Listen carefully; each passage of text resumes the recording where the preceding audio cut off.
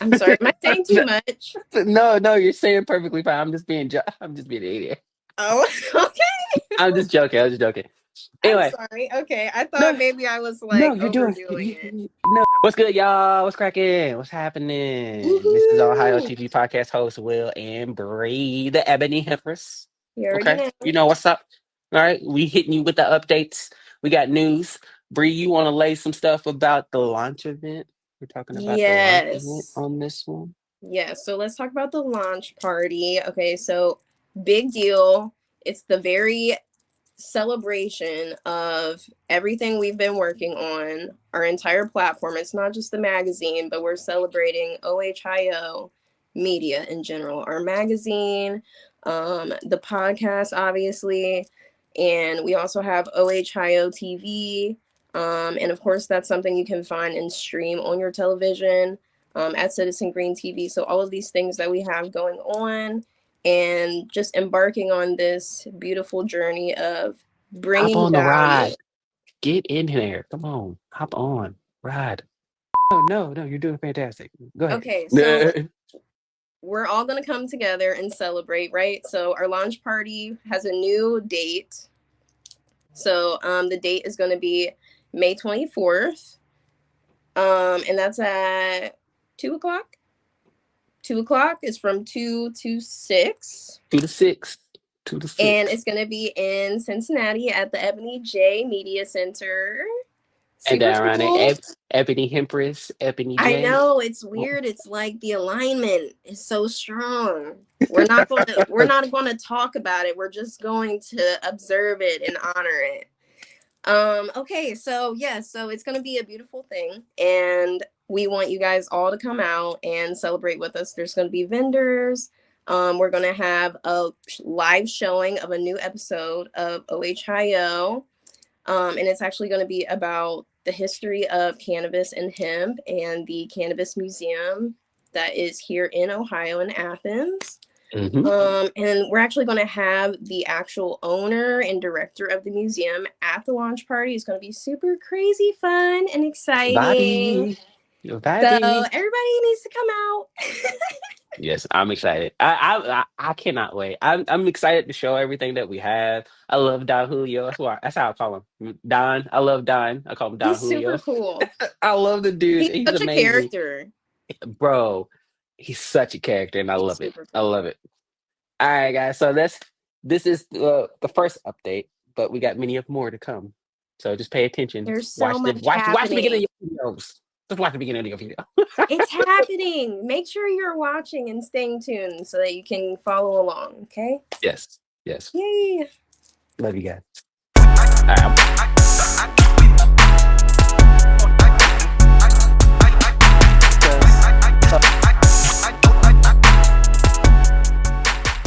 All right, welcome to Ohio TV podcast. I'm Will, one of your hosts, and our other host, we have the Ebony Hempress.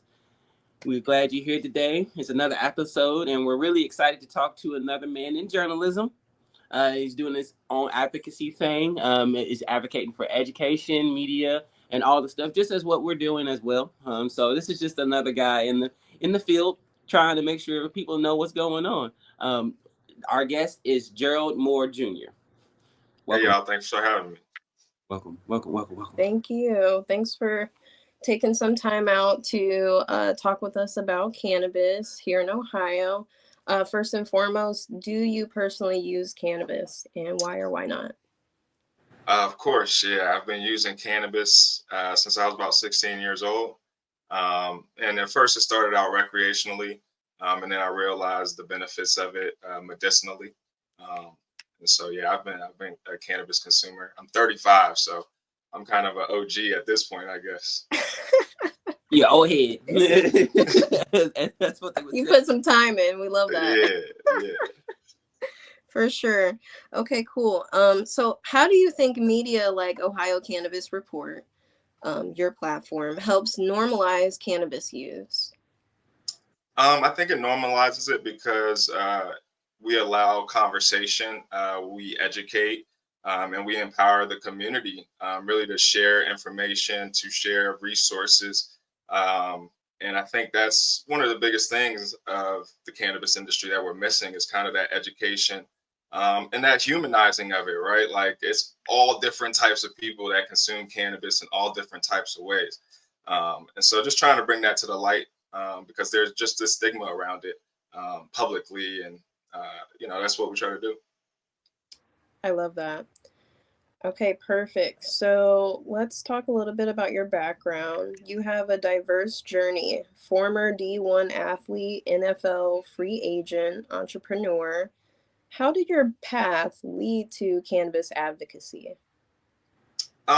So being a black man in America, right? Like we all know the war on drugs, we all know the DARE program, we all know our family members. Like my granddad grew weed in the basement on the side of the house, but this was something that we couldn't be public about and just out about.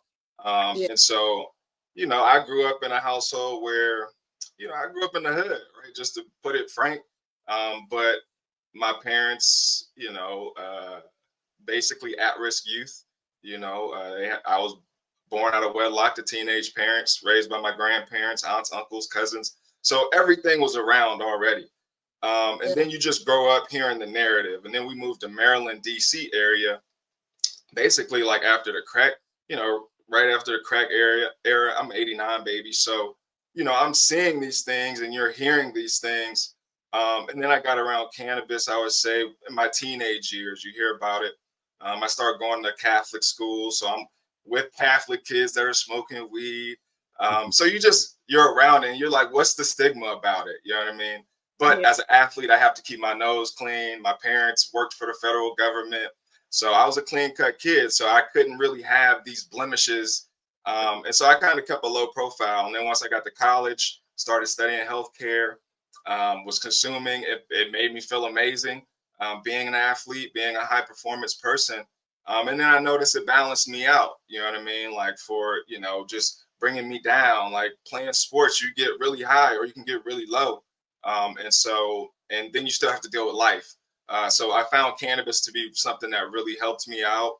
Obviously, other drugs are around.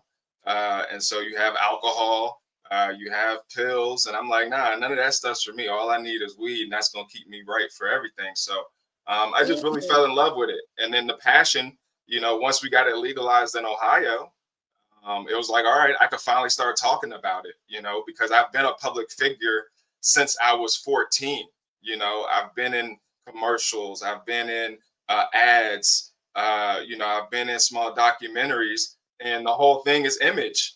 You know what I mean? And if you're coming out smoking weed, as a football player, as D1, and brands aren't going to back you, people aren't going to support you, and commercially, a lot of people lose money behind it.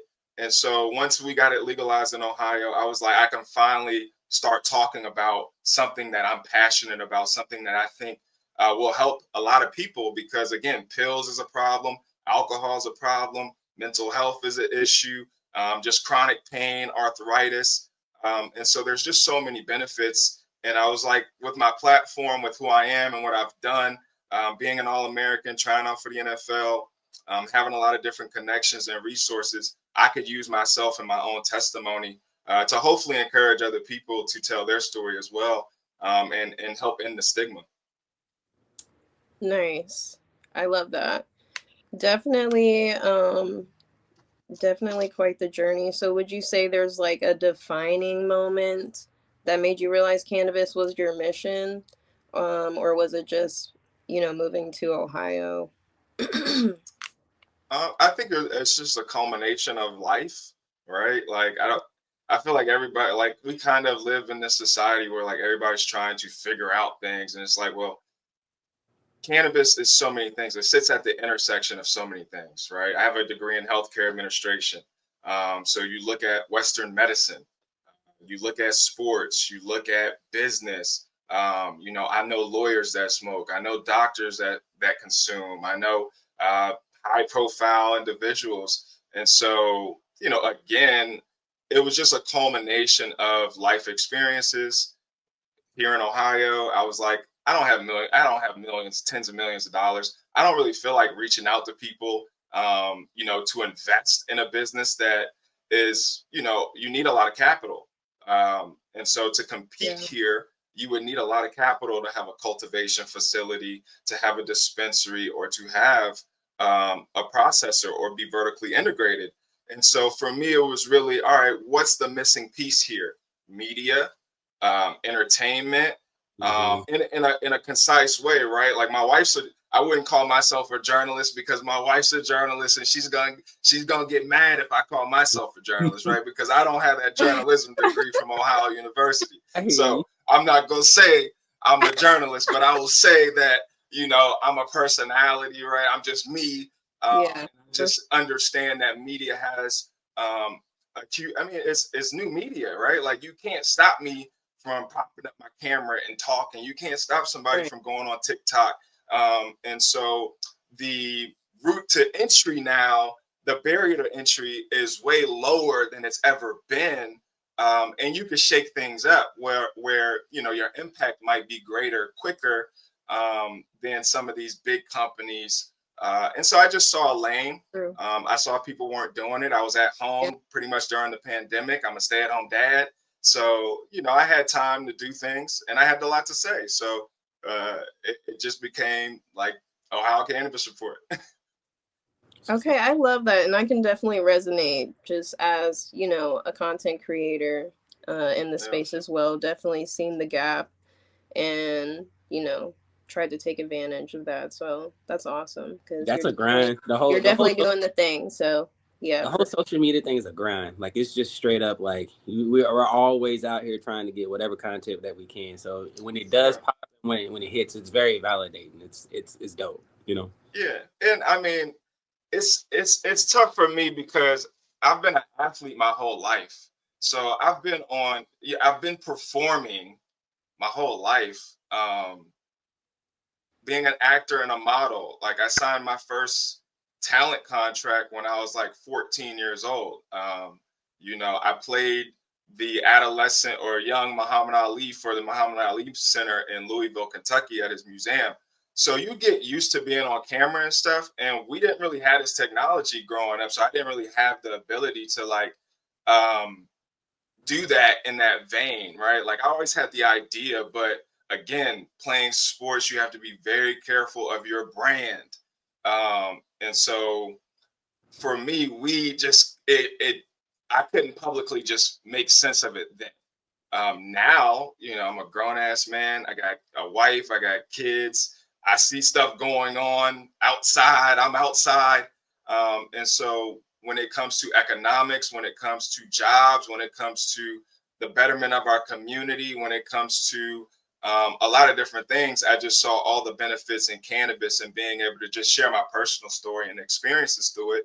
But also hoping other people would do that because it's a very healing thing too, right? Like if you, you know, you talk therapy or just connection, like we were having a lot of issues where we know in our community, bro, like we go to the cookout, the family cookout, me and my cousins, we lit.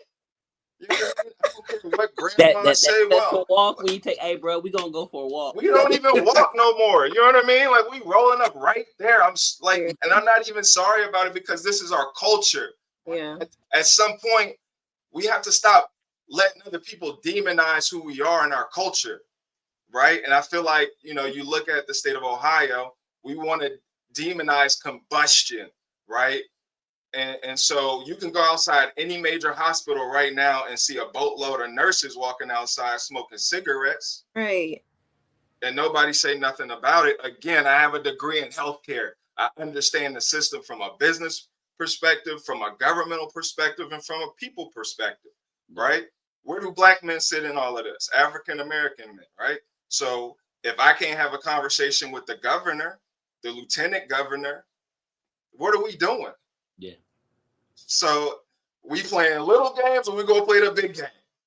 And weed is the biggest game there is right now. And that's why everybody's trying to keep us out of it. That's why they've done locked us up. That's why, you know, they got people thinking we crazy. And it's, you know, we know what it is. But if you can't be out and proud about that and tell people that this is something amazing that helps me feel, but helps me heal from the trauma that I've experienced, thanks to the government, thanks to just systemic issues. Yeah, it's just life. I talked to Ann about this when we first started this idea, and that was the thing. It was like, we don't have enough community in the areas that are important for us as Black folks that we need. You know what I'm saying? So like, the development, especially in the times that we are in now, the development of community is so important, and trying to make sure that we can bind together and teach each other what we need to know. You know what I'm saying? So like, it's definitely a mantle to where like independent media and independent journalism, which is what I've always been. I've always been an independent journalist. You know, I went to school for, and got a communication. Where'd you go? I went to UK. I started at UK. Okay. At JCC. So I finished at my technical college with my communication degree. But like, it's just one of those deals that like, watching it over time, even starting back in the day and where it is now, it is going to be in the hands of the people who are going to really want to do it versus, you know, those big conglomerates. They're taking cash in, and now their messages are changing. You know what I'm saying? So to help build the community and help like really tell the real stories, it's needed. Like we do need new faces. We do need fresh people, and especially we need fresh, you know, Black folks in our community. So, yeah. Well, you know, again, community. We have community. Our communities have been disrupted. Yes. Yeah. Right. So again, the problem is like people act like we just got here. Like we didn't just get here. This has been hundreds of years. But you look at the last 60 years, right? So if you criminalize a whole group of people for drugs, but then we know the main drug that you're catching people on is cannabis, because you can say, oh, I pulled you over because you didn't put your blinker on. Now I roll up to the car, he got weed in the car, get out. So that happens time and time again. Oh, you rolled through the stop sign, get out. Right, we smell weed, or you got a roach right here, or you got a little baggie, you got a couple baggies. Everybody didn't have pounds of weed. Everybody didn't have pounds of crack and cocaine. Like, we got to really understand, and Ohio is a police state. That's why I know a lot of people are afraid to talk about it. How many Black folks, how many Black men we got locked up in state prison right now in Ohio for weed. Nothing else. You've destroyed somebody's life. Not only did you destroy their life, you destroyed their family's life, their children, their parents, their grandparents. We have grandparents that are locked up. We got aunts, and like, so we got to understand, like, once you get that record, now you can't go get a job. Now you can't go get a place to live. Now you can't go get like the systemic issues and all the breakdown from that, from weed.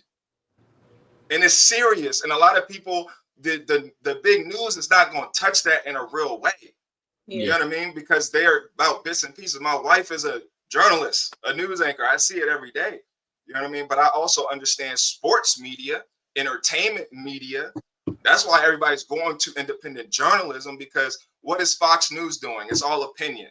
Yeah. So they're getting a lot of people to stay on that train because it's just humans having conversations. And that's maybe their real life perspective. I went to Catholic school. I know how the rich white people live and how they think. They're not around us. You know what I mean? Like, they don't see us. All they see us is on TV. You know what I mean? They see us playing basketball. Girls shaking their ass on stage. Drake rapping. Kendrick rapping. Come on. So we have to be really real. You know what I mean? I've been the man in the arena already. A lot of people sit in the stands.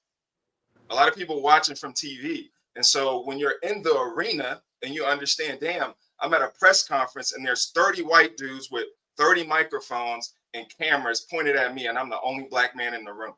Yes. And it is a weird feeling, especially when you're out there. So when I was at UK, I used to do a lot of the basketball and the baseball shootings. I'd be one of the only Black photographers or media personalities there. Maybe there might be one or two other people there. That's it. But to have that feeling to walk into a press pit, a real legit press pit, and just have all these people with all this major gear and all this major equipment, and here you are with just your camera. Major badges on. Badges, like tags and everything. Like, I still have all my badges in the room. So it's like, you're walking in here with this camera and this mic, and they got $1,000 worth of equipment, but you're still conveying the same message. You're just doing it from a different platform, and it has a different meaning for us. Do you see what I'm saying? So like that's for sure. That's kind of how I see it in the world of media. You know what I'm saying? Yeah. It's Oh, I'm sorry. I'm gonna keep going on this because media. People don't understand how You're good. powerful media is. All right. Yeah. We gotta understand, especially as Black people. I'm from upstate New York, right? So, and then I grew up in DMV, DC, PG County. So I'm used to seeing Black money. I'm used to seeing Black people be themselves. When I came to Ohio, I was like, damn, it's a little slower out here. That's why I liked it. It's quiet. It's this, it's that. But when you look at Ohio people, when they want to get big, where they go? New York, LA, DC. But I'm like, yo, Ohio is a beautiful place. Like when I went to OU, I was like, damn. You know what I mean? Like secluded. We talk about Athens. Like Athens to me is still like the Mecca hippie town of the world at this point. I love that place. So you said when I fell in love with weed, it was at OU. You got Meigs County Gold, you got the best weed. It's fresh. I mean, you out in the it's a forest. It's a national forest. Yeah. And it's 30,000 students. It was 4-to-1 girl-to-guy ratio, 400 Black students. 100 of us was on the football and basketball team. I'm a scholarship athlete from DC. Like, I'm lit. You know what I mean? I was nationally recruited. You know what I mean? I was recruited by schools all over the country. Like, so to be in Athens, I'm like, I'm turning up. And nobody was really expecting anything, right? We're not Ohio State. So we don't have this big media presence on us. Like, I could just be a normal student athlete, have a good time. Yeah, I don't need a car. And so it was that experience that, is a very unique experience, especially for a young Black man from the hood. So I took full advantage of it, and being able to smoke weed out in the open. Like, we walking down the street, me and my boy Bakari, we lived above Court Street. So springtime, like, we opening up our windows, stogies. Like, I mean, most of these stories, like, nobody talks about because, again, it's a blemish on the university, right? Like, if we out here, like, I got drug tested 6, 7, 8 times. You know what I mean? Like, my teammates coming to the team meetings high, like, just smelling like a pound. Our backup quarterback was our biggest drug dealer on the team. Like, come on, man. Like, people gotta understand, like, college sports, people are like, oh, these kids are getting paid so much money. Okay, Ohio State football makes $1 billion a year for the state. Them dudes should run the state. Yeah, for sure. The coach is the highest paid employee of the state. Makes more than the governor. So when the players realize how much power and influence they have, once the players realize, like, yo, nah, I'm running all of this, and I'm bringing the whole family with me, the hood with me, because we're not even bringing the hood with us right now. Yeah. Because most people don't get access. Most people don't know you can just walk on a college campus and just walk into you can go learn and bump the piece of paper. You know what I mean? Just walk on the campus, see what it's like. Most Black kids can't even go to a fucking game. They can't afford it. You can't afford season tickets to an NCAA Division I game or a season tickets. Like, so we have to really break our community down at the most basic level right now. And when you look at cannabis, it's a cash crop. It's something that we've always done. Right. And so why we don't own nothing? Yeah. Why we afraid to go talk to the state? Why are we afraid to talk to our family and say, I don't care what you say, grandma, this is what's going on. We need you to show up. Not for you. Like, we not little kids no more, man. Like, I feel like our generation still act like we little babies. Yeah. Like, this shit is not a game. Media, no media, media training, no media training. Look how these politicians are acting live on camera. They've been doing this forever. But, you got to be politically correct when you walk in because you got to work 1,000 times hard. Fuck that. No, I don't. I was an All-American, top 10 in the country, top 5 out of freshmen. People don't do that. And so once you get to a certain level and you realize, like, damn, I did that and I wasn't even at my fullest potential. I did that. I didn't even have all the resources. My parents couldn't afford to come to every game while you're watching your teammates who don't even play. Parents come to every game, home and away. Yeah. What are we doing? What level are we playing at? I want ownership. I want equity. Yeah. I don't want a piece of the pie. I want the kitchen. I want the bakery. And so until everybody gets that mindset, it's not that many of us. So until we get that mindset at the state level, the city can help, the county can help, the state level. People are in state penitentiary. The state is allocating billions of dollars right now and just giving tax incentives to these big corporations for bullshit. And that's money that could be going into our communities, to feed our families, to help our men, to help our women. A very good example of this, if you go and you do some research, if you look up what happened to the USDA and black farmers, it's kind of the similar instance where they gave subsidies to all these white farmers to be able to make sure they can run their businesses, but then they didn't give any subsidies to the black farmers, and the black farmers were basically out there to fend for themselves. So now when we had that report drop in 2022 talking about that USDA did openly discriminate against black farmers, now you see we have all this stuff going on as far as what current events is. You have a lot of farmers complaining that they're going to lose their farms, but you don't really hear a whole lot about the black farmers because all they did was keep their head down, work, make sure they can make their funding, went ahead and got out the mud, you know what I'm saying? Right. And now you don't hear them complaining because their systems are intact. Their systems are in place. You know what I'm saying? Well, black farmers have been complaining forever and ever. Like, yeah. I mean, the game is land. So if we don't own farmland, we don't own anything. Like right. we're little pawns on the chessboard when you look at people in the city. The people that make the moves are the people that own land, right? And so we used to own land, right? We have to, like, people really have to understand history, especially our generation. I love history, right? Mm-hmm. So, like, when you look at American history, like, all right, we were thriving, like, when we came out of civil rights, Jim Crow. Like, you look at King Lincoln District, right? Brownsville here in Columbus, Ohio, right? The Harlem Renaissance, all those people came up through. You look at the Great Migration, you know, people are coming from the South through the Midwest, going to the East Coast, going to the West Coast. So like my family, my grandmother's from South Carolina. So I have to retrace my history. Like, damn, I was in South Carolina. My people came up here. Some people went over here. Now I'm back in the Midwest. I have family here, right? So it's like, okay, well, damn, we don't own no land. That's why we don't have no power. So we don't, how many businesses do we own, right? If you own land, you can own businesses, you can farm, you can do all these things. So hemp, when the hemp farm bill passed, that was huge because guess what? If you're a black farmer, you can start growing hemp.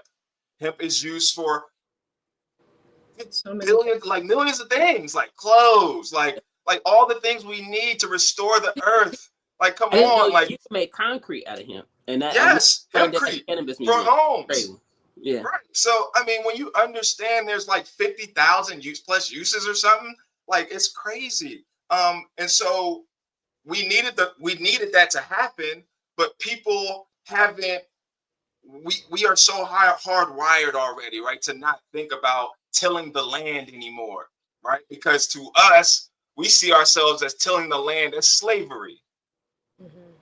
Right? We don't understand content. What are we doing for these companies? Tilling the land for them so they can mine the data, mine the conversation. Right? It's the same thing. What are content creators complaining about? Oh, the algorithm's not working for me. Oh, this, oh, that. Oh, guess what? It's paid to play because now you can't just put content up. Now you got to put $5 towards an ad here, $20 towards an ad here because you're competing against all of these people, all of these businesses now, individuals now, you know, in this space. And everybody's business is to make some type of money or profit.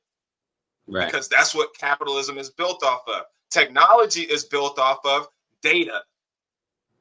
And so if we're just giving our data away, it's the same thing as the land. We don't own any land. We don't own any of the major platforms. Who's funding the platforms, though? The state. You know how much the state of Ohio is investing in startup companies and venture capital companies that's not going to black folks because black folks don't even know about private equity.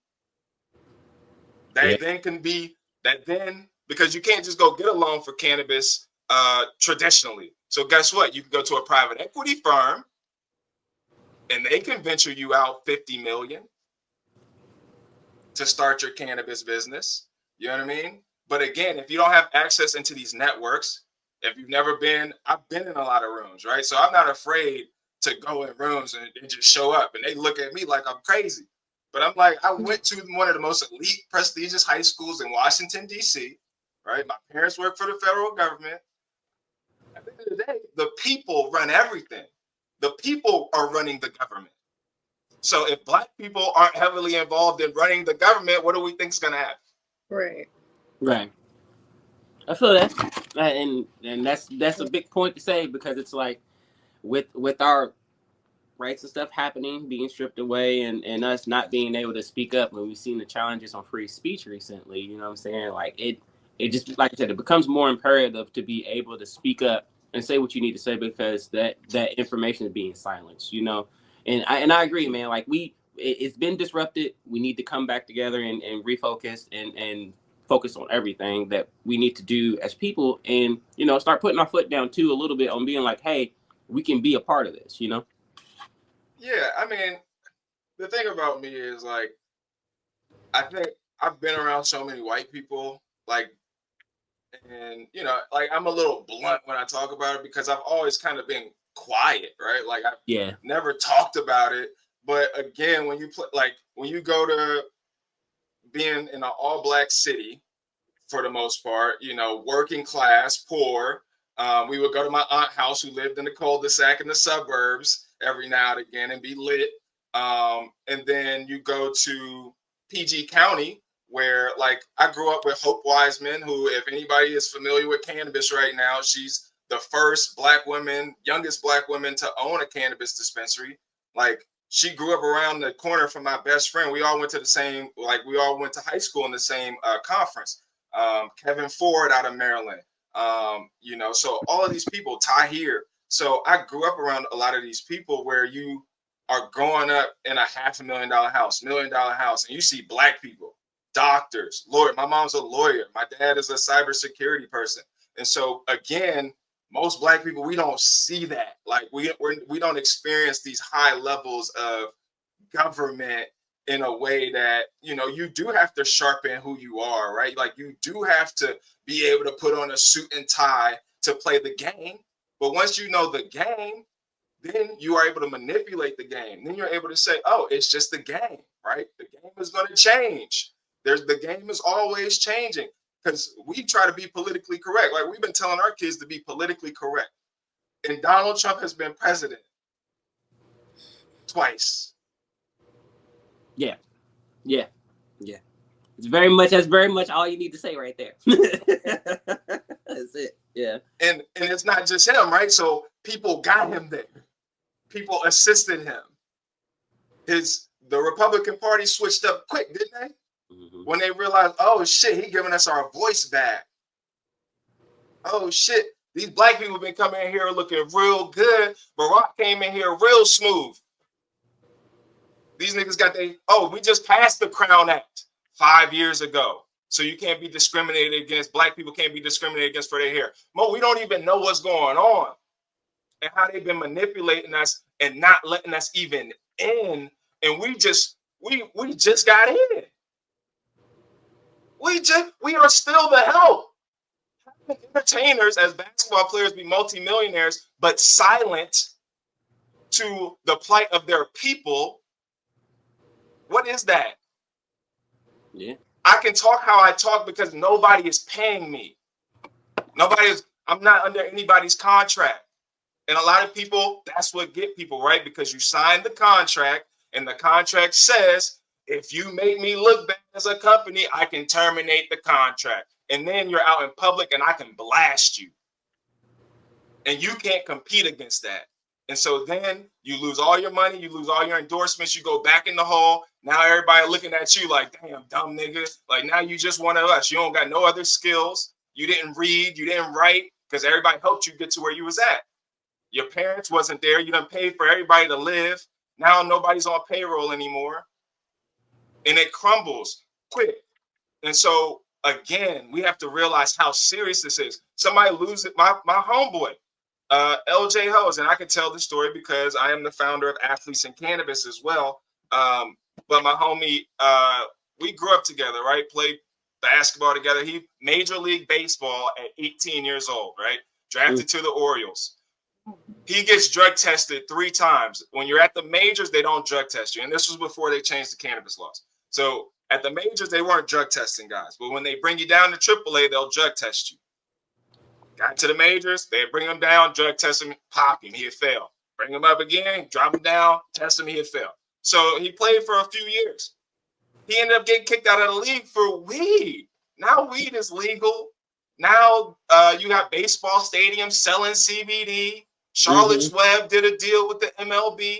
We've seen something actually at the Philly. So my brother lives in Philadelphia, and we go up there and we hang out and go there. And we actually seen there was like CBD carts that you could buy. Yeah, which is crazy.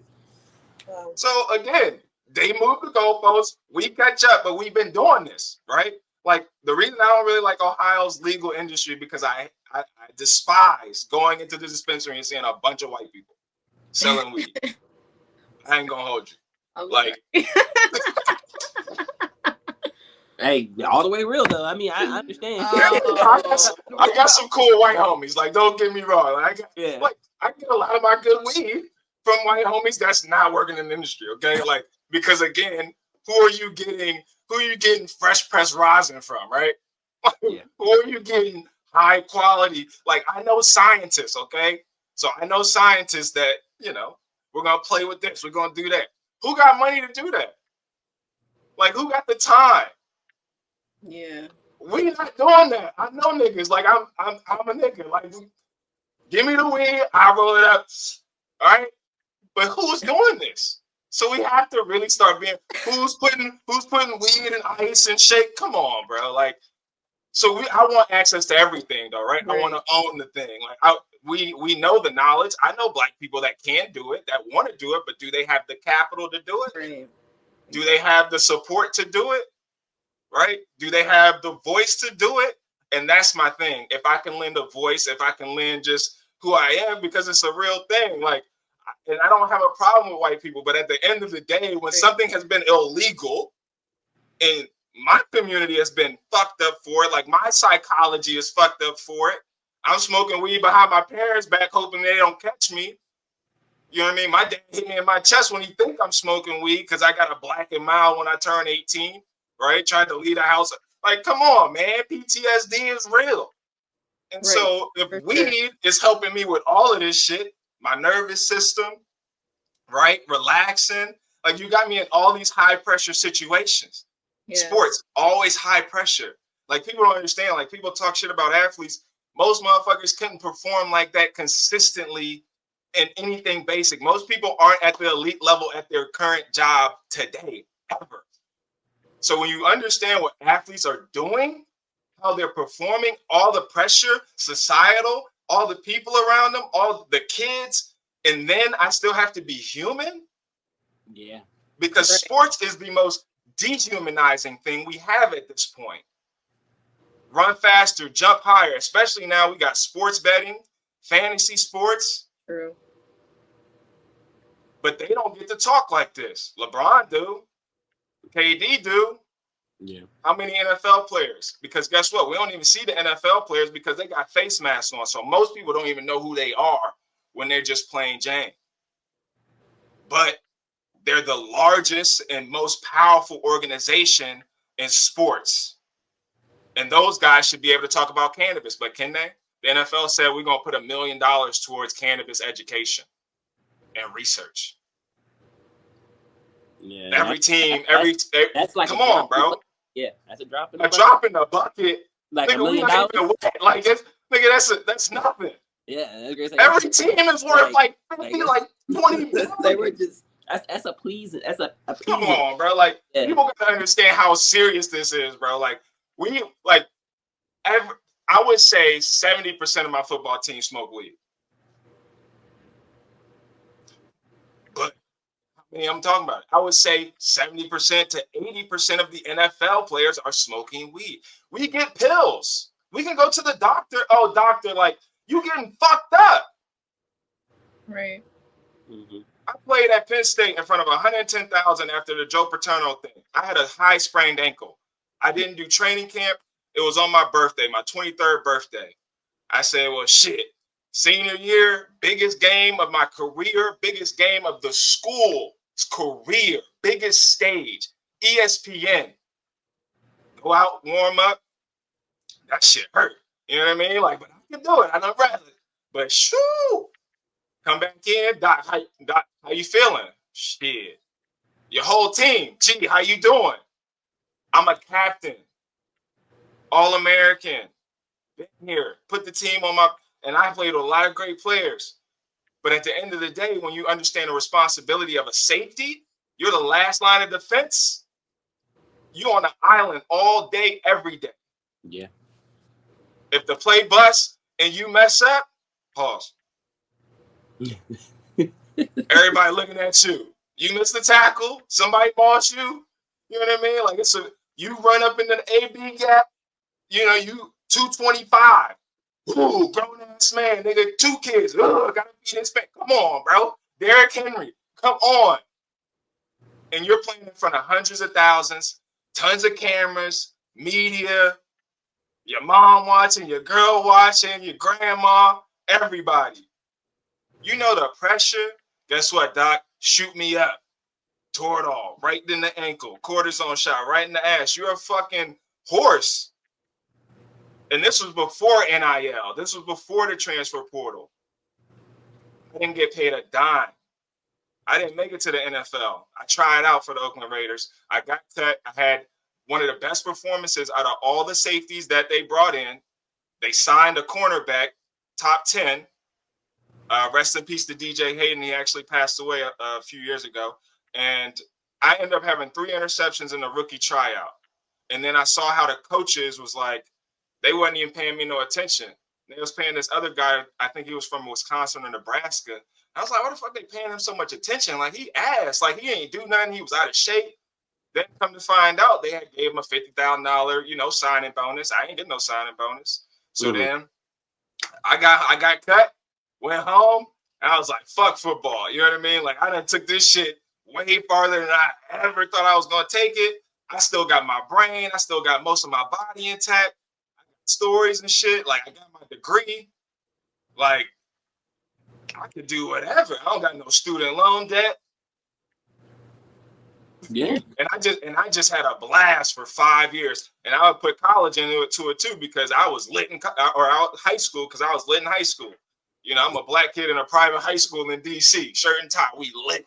Yeah. So when you start to understand, like, that's been my life and cannabis has been most of it. Whole time we ain't been able to talk about it in a real way.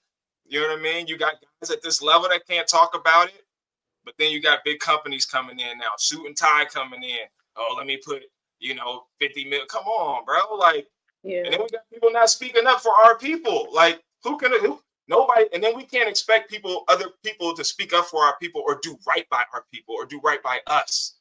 You know what I mean? Like, white people don't teach their kids their history for a reason. They're not real with their kids for a reason. They don't want DEI for DEI. The best thing about DEI was it made every major company, every major federal institution do the data. So now we can see explicitly, you don't like niggas, and we can see very explicitly. It's what you do with the data, though, right? It's how you leverage the data. DEI didn't help us. It helped white women, just like the civil rights movement. White women been there all along. White women had slaves, too. Yeah. So we got to understand, just because they want to be liberal, be progressive. I lived in Upper Arlington for a few years. Come on, now I go to the place where all the money is. DMV is a rough place, bro. So my brother worked at the DOJ, and I would go up there and visit every now and then. So like the DMV, when it comes to creative stuff, it can be rough and it can be rewarding.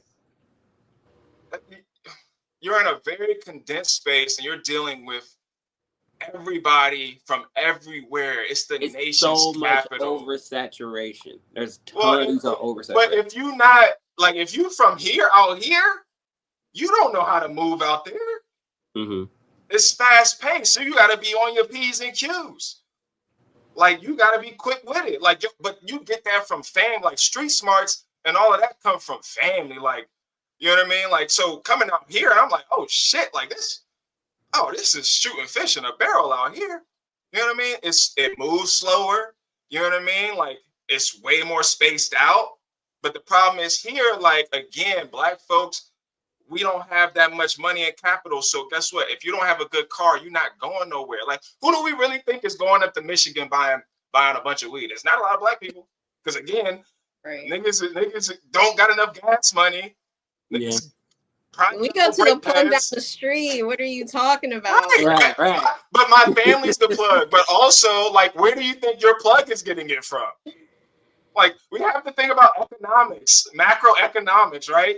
Like, cultivators are dumping things in the back, right? Like, people know. Look, it's business. How do you market and advertise? Samples, right? You're always able to, again, this is one thing I don't like about the cannabis industry.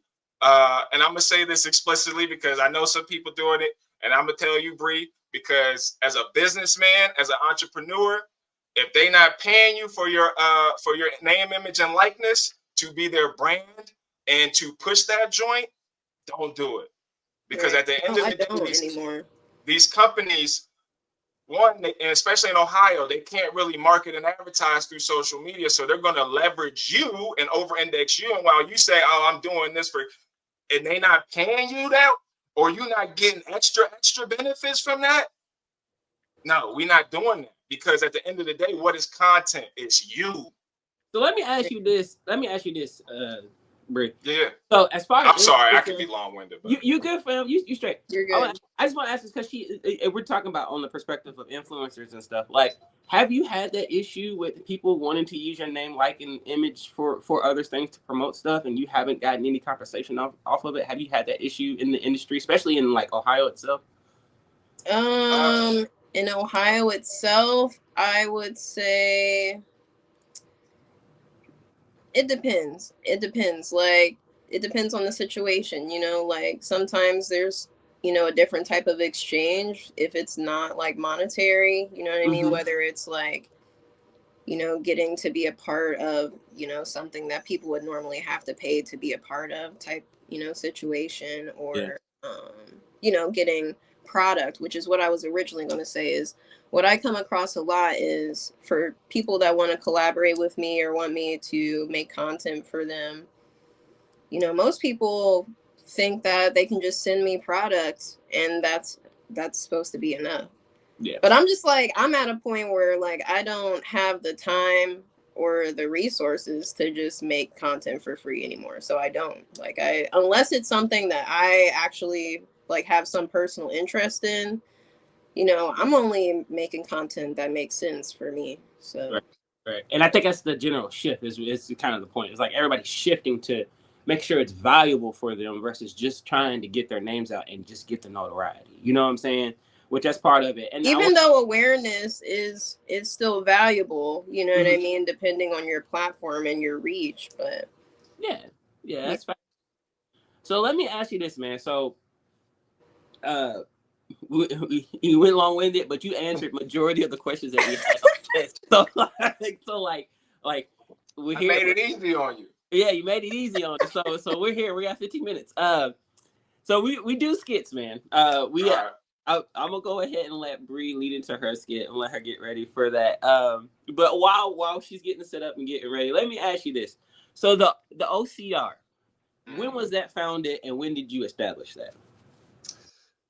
So how Cannabis Report me and Broderick, I came up with basically the name, and like I'm a type of person like I was like, oh, okay, let me type in Ohio Cannabis Report on GoDaddy, see if the website up. So then I was like, oh, I'm gonna just go buy the website. Let me see if the Instagram. Oh, let me get the Instagram. And I was like, I don't really know what I'm gonna do, but I'm gonna talk about Ohio my way. You know what I mean, and what's going on.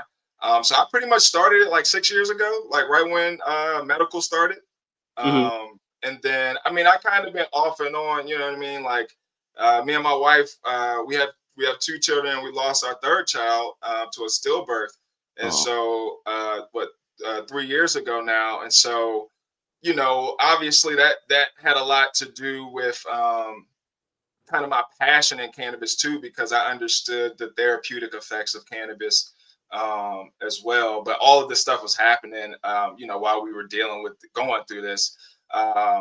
And so it also just reinvigorated in me, like, you know, life again. You know what I mean? Like sometimes, you know, death is obviously hard. But again, when we think about culturally, loss is also, and I lost my little sister, one of my little sisters as well, my firstborn little sister, to COVID.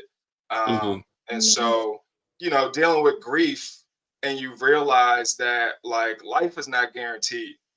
And so even though you're going through experiences, like sharing, you know, the platform gave me a platform to share me in another way, right? And so it was really that idea, but it was also like, yo, I know there's tons of people in Ohio that smoke weed that don't have a platform, or, you know, a lot of people are afraid. Like, I don't get it, but a lot of people are afraid. And so I really started to just want conversations, you know what I mean? I wanted to go show, you know, cannabis spots. Also, Ohio Cannabis Live. So shout out to Anthony Mastermind. He inspired me as well to just start the platform. And then just a business mind. I realized, like, eventually, like, if somebody wanted to buy the shit, I could sell it. You know what I mean? And start something else. You know what I mean? Because again, you know, Ohio is broad, right? And like, I'm a type of person, I like to be inclusive, but sometimes, again, I get annoyed because like we won't speak up publicly, but again, all the white people will speak up and be like, well, white people are poor too. Like, and I'm like, yo, like we know, like, but damn, like we locked up for this shit. Like we fucked up for y'all. Not fucked. Y'all growing in your mom's basement. Your grandma died. You took over the house and you done kitted out the whole basement, and nobody suspects you of delivering pounds of weed in your Subaru. You know, come on, bro. Like, so we got to talk, like, those are the differences. Like, we can't get over on stuff like that. Our chances of being picked up, like, we got police cameras in all of our cities. Have you been to the suburbs lately? Where do you see police cameras? Nowhere. So who's under surveillance?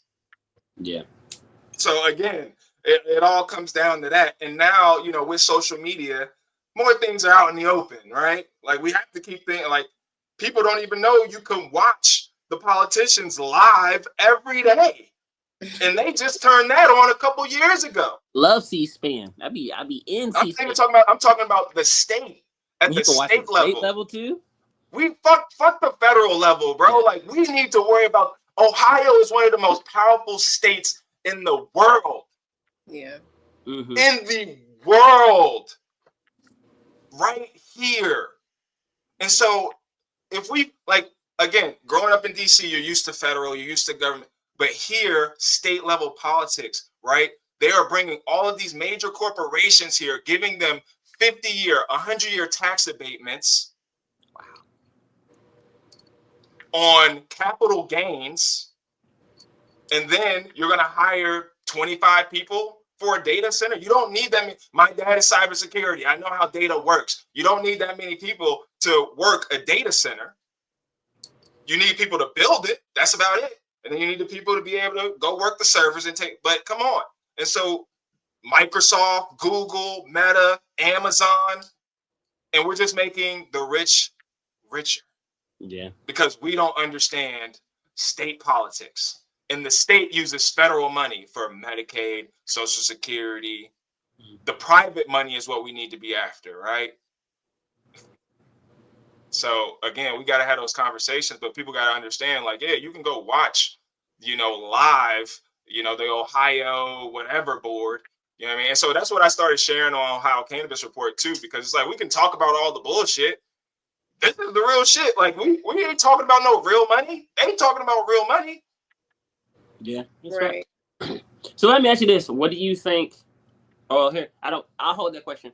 Bree, do you want to go ahead and start with your? No, go ahead, Will. You want to go ahead? Y'all are on a roll. I don't want to mess up the flow. So let me ask you this then. All right, so you heard the recent bill that came out. I've been reading and doing some research myself, saying that they actually are looking at like restricting the laws, and then I think the one that just recently came out is also talking about dealing with criminal expungements and stuff like that as well, like not allowing people to get out of jail not just because weed is legalized. So how do you feel about the way that the legislator, the state legislator, is shifting from, at first, when the people voted for it, they were okay with it being, with it being recreational, medicinal, but now they're trying to even walk back medicinal, medicinal certification. So they're trying to take medicinal away as well. Because Ohio never wanted it to begin with. I mean, let me rephrase it. Not that Ohio didn't want it. The Republican Party, right? So we are a GOP dominated state right now. So the governor is Republican, and majority of the state representatives and all the members, right, mostly Republican right now. And so that flip, we got to realize, again, politics, that flip happened right after Obama. Like, they seen Obama. Like, the one reason I loved going to OU too is we had a black president, right? Like, not just Obama, like at the school, like our school president was black.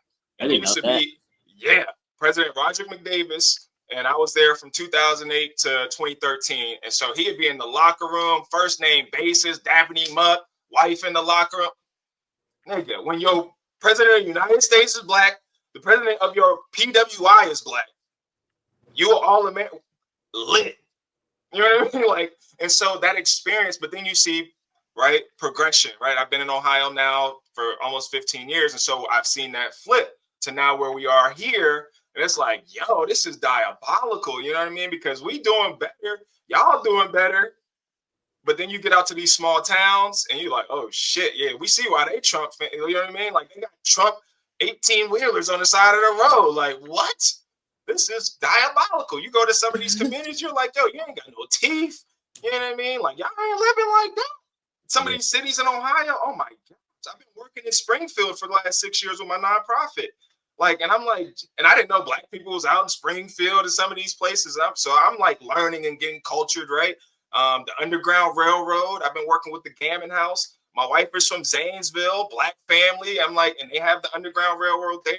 So I'm just like, all of these things are starting to just, take my brain. I'm like, yo, like, we don't even talk about this stuff. Like, people don't even know this exists. People don't even know you're here. And so, like, that just lit a fire in me to really, like, politically at the state level, because you see the money. So then when it comes to the bills, they haven't wanted cannabis, right? Because they keep using the same old tropes. We don't want our children to get attached to it. Okay. The state runs the Ohio liquor, and they get the tax from the liquor. Have you ever been to any white man's house, white lady's house, any type of corporate function? What do you see? Open bar? After work parties? Happy hour? Hey, girl, you want to go to happy hour? What do you think? What do you think the executives are doing in their meeting, in their rooms? What do you think they got? Yeah. You know what I mean? What do you think the college coaches have? What do you think professional coaches have? You know what I mean? So liquor is fine. Pills is fine. All this other stuff is fine. So we have to destigmatize it and realize, no, these people don't want it, because, again, this will allow us to build wealth. This will allow us not to have to go to their doctors. This will have us not allowing to have to depend on them. We can grow our own. We can build our own. We can make our own money. We can barter with ourselves. We can heal ourselves. Like, we don't need you. You know what I mean? Like, we don't need the system. But again, the system, the statewide, it's controlling the licensing, right? Yeah. You can't afford a license. It's a limited license. We're going to take the medical program, and all the medical people get the recreational before anybody else. Where's the social equity at, right? We voted in social equity, right? So again, overwhelmingly 57% voted for the program we have. But they, all along the way the bill worked that we passed, was that they could always try to fight it back. It's going to be up to the governor at the end of the day, right? And so their biggest thing, if you hear them talk over and over and over again, they'll dumb it down and say, well, I don't want to be walking my child and my child gets a whiff of marijuana smoke. And it's like, your son got a whiff of exhaust. You know what I mean? Like, cigarette smoke. You let your dogs lay in the bed. What are you talking about? Yeah. Come on, bro. Like, and so again, move. You know what I mean? Like, y'all put us in landfills. You know what I mean? And so again, we know it's more white people than us. So where are the white people? That's my thing. The one issue that I have is, like, all the white people that are so down and cool and that's blowing big clouds and shit. Where are y'all publicly when it comes to stepping the fuck up? Y'all cool when it comes to snapbacks, fitted, the culture, the music. You're cool with the hair. You cool with the twerking. But where are you at publicly when niggas need your help? And that's the problem I have, because I have a lot of people that like to be cool with me because I have status, because I've done what I've done, because my wife is who she is. Like, again, these things are the facade of America that we have to get rid of, right? Because there's certain groups of people that'll be like, oh, I'm liberal or progressive. Where the fuck you at? Like, we see a bunch of white people marching now. Like, yeah, y'all should be. We didn't fuck the system up. Right. Come on. So, again, if we're not willing to fight with freedom of speech, we talk about freedom of speech. Niggas ain't never had freedom of speech. That's why they hate Kanye. You got too much money now. His reach, he could drop a $20 t-shirt and make 30 million over in 4 hours. When has a nigga ever had that power as an artist, a living artist? Yeah, and people look at it a little weird. Although he's been saying it is weird. That's the whole point. Yeah. He is not college educated. His parents were, but the problem with college is it takes that shit out of you. Yeah. And it says, oh, like media and journalism, right? The problem with journalism is like, oh, he's not doing his punctuation right. He's not doing it. My teachers used to write my paper in high school.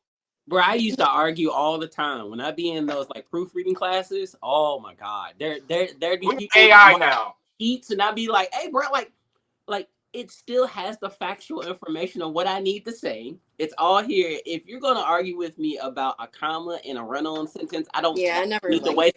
I don't want to waste my time. Like, bro. But like, again, like that's how you get manipulated, bro. Like that's how we again, if you're not polished enough, that's how we determine who gets to make it, who doesn't. Yeah. And that barometer in media and journalism is still a colonized thing. You know what I mean? Like if I can't be myself, if I can't talk like myself, if I can't present like myself, then again, I am being controlled by somebody else, and somebody else is manipulating how I express myself. And everybody is these people are doing a job. They don't know that they're really in this, right? I didn't know NIL when I was playing. Now though, I'm like, damn, these niggas is getting paid. My best friend is at Penn State as a recruiter, right? He like, they making more money than me. He getting paid $5 million. The quarterback could go to the league, but he said, I'm gonna come back to college for another year because they gonna pay me $5 million, $10 million. Come on, bro. Like, so when you understand value, when you understand the stage, that's why people sell, right? That's why people will say, well, shit, I'm gonna go get the bag. Because again, as a model, right? I got paid 10 plus grand to be on the DEI website for Nationwide Insurance. I got paid, 15 grand to be in a Key Bank commercial. And most of those were DEI roles, right? It was real person roles, right? We're looking for a 25 to 30-year-old black man that fits this thing. I'm in a Bob Evans commercial, right? Oh, we want a multi-ethnic looking family and group and dynamic. And so we don't understand big business, marketing, advertising at scale. We playing with pennies, and the big people that are doing it, again, still nothing, because we still don't own that many. We don't own any NFL teams. How many NBA teams we own? How many baseball teams we own? How many of the large media companies do we own? How many of the major liquor brands do we own? How many major cannabis companies do we own? How many logistics stuff happen too? Like you're starting to see these people buy in, like Serena Williams buying in. Right. See that they're starting to buy into the actual trust groups and the owner groups because they've never had that chance to do it. You're right. Yeah. But why haven't we need our own shit? Yeah. Because we've seen what happened before. Like history repeats itself. Mm-hmm. Athletes are entertainers, are performers, right? Like sports is really like theater, right? It's live theater. That's why people love it so much, because you never know what's going to happen. It's always different. But guess what? You go to a play, right? We know how this movie goes. But sports is a constant And so that's how people are mesmerized by it. People are engulfed in it. Like people's whole lives. Like I don't even watch football no more like that. I'm gonna tell you straight up, I'm a diehard Seahawks fan, and like that, right. that is my life. Exactly. That's hard. When the NFL, that's it, bro. I don't care when NFL's going down. Like Richard Sherman, low key. I see it. Yeah.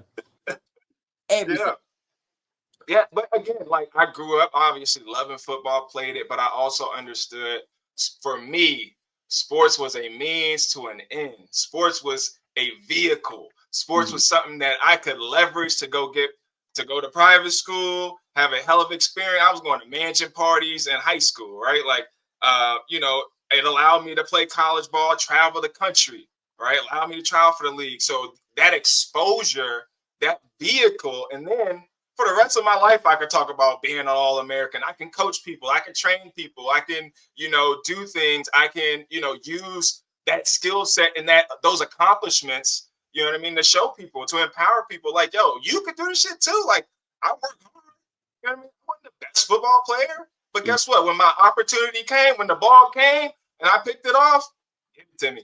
You know what I mean? So again, you have to take advantage of the opportunity, and there's going to be ebbs and flows. But, when you get it high, you get it high. And so for me, like, I've been able to ride the wave, and that's all life really is. And then it's just me. So I get to ride my story. You know what I mean? And that's all people really want to do. That's all people are doing, right? Like, oh, once you get big, then I'm going to write an autobiography.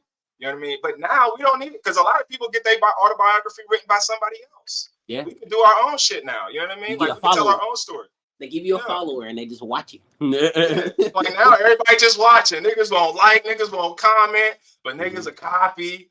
You know what I mean? And the reason I started Ohio Cannabis Support Athletes in Cannabis and started talking publicly because I was like, yo, most people just watching.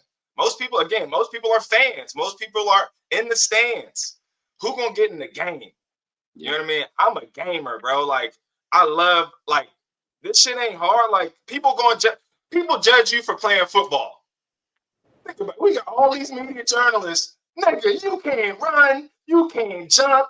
You can't shoot a Stephen A. Smith. Come on, bro. Like, it's real niggas that do this shit, bro. And them niggas, you don't want to see them in real life because it's real.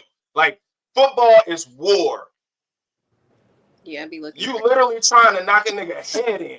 And like, and then you have to come back into society and be like, think about a veteran. That's why I speak up for the veterans. You fucking taking niggas' heads off, and then you have to come back into society, and then they tell you we're not gonna take care of you. We're not gonna get you mental health treatment. We're not gonna allow you to smoke weed. Come on, because they don't expect you to survive. Yeah. And so football is the same thing. CTE, right? Oh, that dies down real quick. Come on, man. Like, this shit is so real. And there's so many people that cannabis can benefit and extend their lives, help them live better lives, healthier lives, more fulfilling lives, because the damage is already done, right? The trauma of slavery is already done. The trauma of the Jim Crow movement, civil rights is already done. We are just re-traumatizing ourselves over and over again, and we're allowing them to do it. And now we have platforms where we can call it out. We can call a spade, and we're afraid to. Yeah. We'll talk about all the bullshit. We'll talk about sports. They'll make you talk bad about your brother because he dropped a pass because you're a diehard. And we don't realize the damage that's doing to our communities in a very real way. And athletes aren't fucking like people's like machine. You know what I mean? These are human beings. Let me see. That's a Malcolm X quote. That it's been spotted now crazy, where like the newspaper will have you oppressed. The newspaper basically have you. It's not quote for quote, but it'll have you. Yeah. I know what you're talking about. Yeah. You know what I'm saying? Have you hating people. The TV will have you hating the oppressed. Everything will turn against you and influence you to hate those that are actually less fortunate and the ones that you do actually want to help.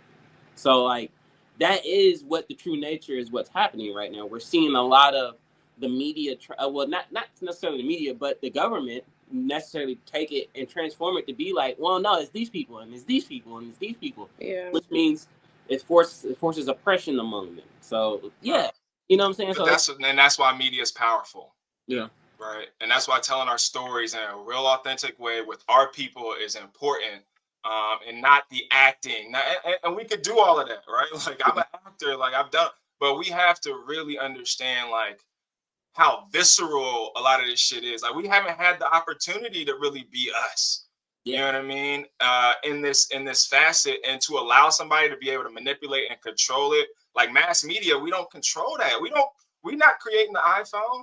So again, America's always going to censor, right? But Palestine, Gaza, right? Congo, come on, this stuff has been happening forever. Right here in the United States, somebody will go overseas and have millions of dollars and go to a country that, and you got black people 5 miles away from you that need to eat. You got black babies that need education and pull-ups and Pampers. You got black babies that are living in roach and rat-infested housing. Most of our people don't even own a home. We living in apartment complexes. So you talking about weed, now you smoking weed and you get kicked out of your apartment. Somebody snitch on you. Like, come on. Like, most people can't just grow weed. So we talk about the laws. You can't even grow weed legally if you don't own your shit. So again, they will get you on legality, and that's where we keep getting fucked because we don't know the law. We'll go smoke a bag, be zooted out the wazoo, but whole time we don't know shit. We don't own shit. And so then, like, what are we doing? Yeah. And I'm tired of us being oppressed and on some bullshit. I'm tired of old people talking down to the young people. I'm tired of us being like, we grown ass adults, bro. Like, can't nobody tell you about free speech? You worried about somebody telling you what the fuck? I'm a grown ass man. The only person that can tell me what to say is my wife and my kids. And then even still, like, we daddy trying to free us, all right? Because we ain't free. I feel you. All right, man. So let me ask you this, okay? Where do you see cannabis and within Ohio and with the with your report? Do you see you expanding in the region, and also like where do you see cannabis 5 to 10 years from now? Oh man, I mean, cannabis is easily large scale $1 trillion industry. So most people can't even comprehend, but like you think about Ohio, like they're just now starting to talk about the data in the Ohio cannabis industry, but we know the legacy market, right, is flowing. What do you compensate that at? What do you compensate all of the tools that you need to grow cannabis? What do you compensate the energy, right? I have an energy consulting company, so we focus on alternative energy and solar. I have a nonprofit that's focused on sustainability and urban community development. And so, what do we understand about value? Like cannabis, like what does cannabis bring to me? Like it's health and wellness, right? I'm a trainer, I'm a coach, right? Like, so without, like, I don't take other pills, like very seldom. Like, so to me, like cannabis is water, it's air, it's life. So I can't even really quantify it. You know what I mean? And so I don't really like stuff like that, but you know, it's major. Like that's why I started Ohio Cannabis Report. Ohio Cannabis Report will be as big as I want it to be. You know what I mean? Like people gonna start to take notice at some point. You know what I mean? The checks are gonna start coming in at some point. So yeah, I'm a worker though. You know what I mean? That's the one thing about me. I work, so I can talk, but check my resume. Like you can Google me. Like I've been putting in work for a long time. Like I may lose some, I may fail, I may look bummy to some people. Like I actually testified. Again, we talk about media. The day after we lost our baby, I was called by a lobbyist to come testify at a press conference for before we even passed it. I was so tired, so hurt. I just lost my baby. My goodness. And I testified in front of the state press conference. My hair was all over the place. I had locks, so I was straight fresh. You know what I mean? Like I wasn't doing nothing to it. I was like, "Fuck it, we in the." You just walked in there like, "Yep, it's me." You know what I mean? I had a shirt on, like, and I was like, I didn't have time to go home, get dressed, do a shower, all of this stuff. Like, but I was like, when has a black man ever been allowed to go speak in a press conference about cannabis at the state level? I don't give a fuck what they say about me. Nobody else is doing it. That's just off the street. I'm not a business person at this time. I don't have my nonprofit, right? I may have had a nonprofit, but like I'm not, I'm just coming in really as, so yeah, they probably could have took it as, wait, what the fuck you doing bringing this bum off the street? But little do they know who I am, right? Little do they know I clean up real good when I do. Little do they know when I have the resources, when I have the stamina and the ability, I clean up real good and I can play with the best of them. And so at that moment, again, it just show up.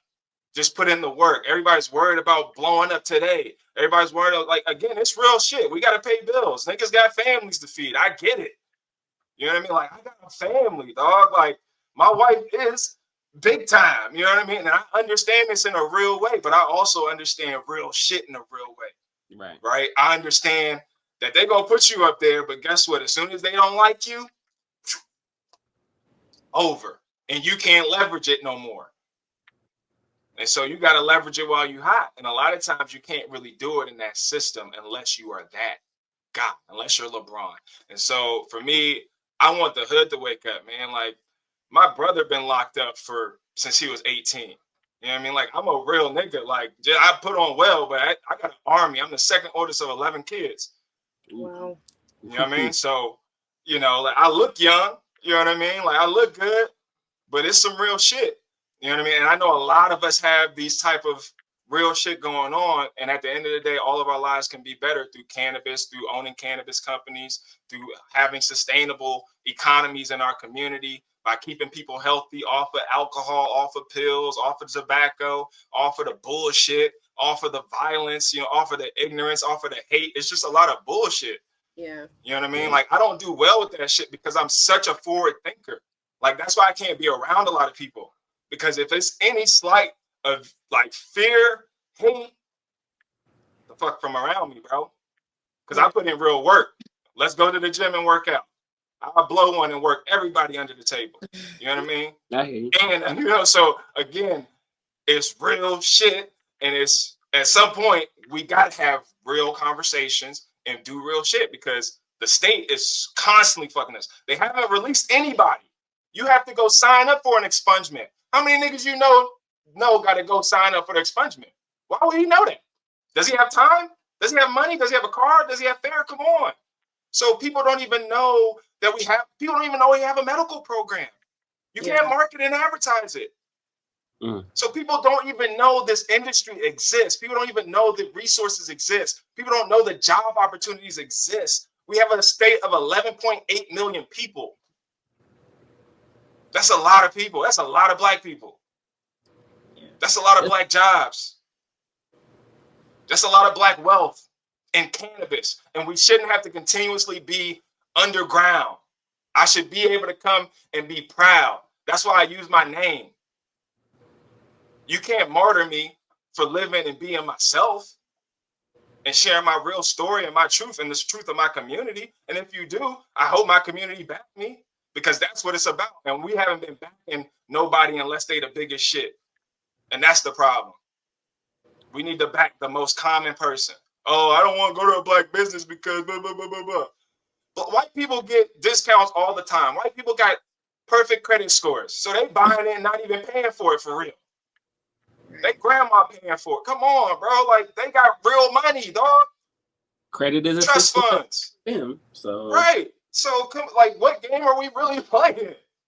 People is buying pounds on credit. Crazy. So until we wake up to the real game, like again, I do big shit. We was top 25 in the country at one point at Ohio University, not Ohio State, Ohio University, the first university of the state, founded in 1804. What was going on in 1804? The Black Codes. Wow. That wasn't that long ago. That's crazy. Right. Yeah. Again, that wasn't that long ago. Black Codes. Nigga, you better have a job. Who hires you? Guess what? As a CEO, I hire myself. I'm the first employee. You know how much it costs to open an LLC? $100. Yeah, that's it. EIE. So what does that do? That separates liability. Now, guess what they do though? Mom, grandma, 10 bands, 20 bands, 30 bands, 40 bands, 50 bands. Imagine going to the bank with 50 bands liquid, starting a business. You think they're going to give you a line of credit for $100,000? Of course. You think you're going to be able to buy a house? Of course. We're not playing their game. We trying to. We just got here. Then they changed the game again. Bitcoin, cryptocurrency. Niggas can't even afford Wi-Fi. All right, man. So I'm sorry, y'all. You good? No, you good, fam. This is good stuff because like it pretty much it focuses. I hear you, bro. We know what your report's about. We know what your message is about. Like this is what it is. You know what I'm saying? Like we thoroughly felt this one. So I'm gonna end it with this, man. Where can we find you at? What social medias are you on? Let the people know where they can find you because it is gonna be important that they need to find you. Yes. Yeah, I'm everywhere, man. Like I said, you can Google me. Like it's something gonna fucking pop up. So Google Gerald Moore Jr. I mean, my dad will pop up too. So I'm a junior. So my dad is doing big shit. My dad actually just is recovering from a stroke. But he has a great mission fulfilled 2030, which he is trying to empower young Black men and boys in STEM and tech and entrepreneurship. And so please go support him. But again, yeah, Gerald Moore Jr. pretty much on Instagram, TikTok. I talk, man. So, you know, you may not like me, you may like me. You know, I do a lot of shit. You know, I don't really have no go-to. I don't call myself an influencer. Like I'm just being myself, honestly. But yeah, that's where you can find me. I got you, bro. All right, guys. So thank you for Ohio Cannabis Report. I'm by YouTube, Ohio Cannabis Report, TikTok, Instagram. All right, guys. So thank you for joining. Thank you. I appreciate you guys coming through. Once Thank y'all for having me. I'm your host with our other host, the Ebony Hempress, Bree, and our man G Moore. That's what it says. G Moore. So I'm gonna call him G Moore. That's now his new nickname. And see, that's the thing too, man. Like as a football player, they call me G Money, G Moore, G Mo. Like you just get a lot of names, so it's just like G. Like so, yeah. I was little G. But yeah, G Moore. I like G Moore because it just here at OH-HighYo TV, you now G Moore. Like that. That's where you're G Moore. All right. I appreciate y'all. Have a good one. You too.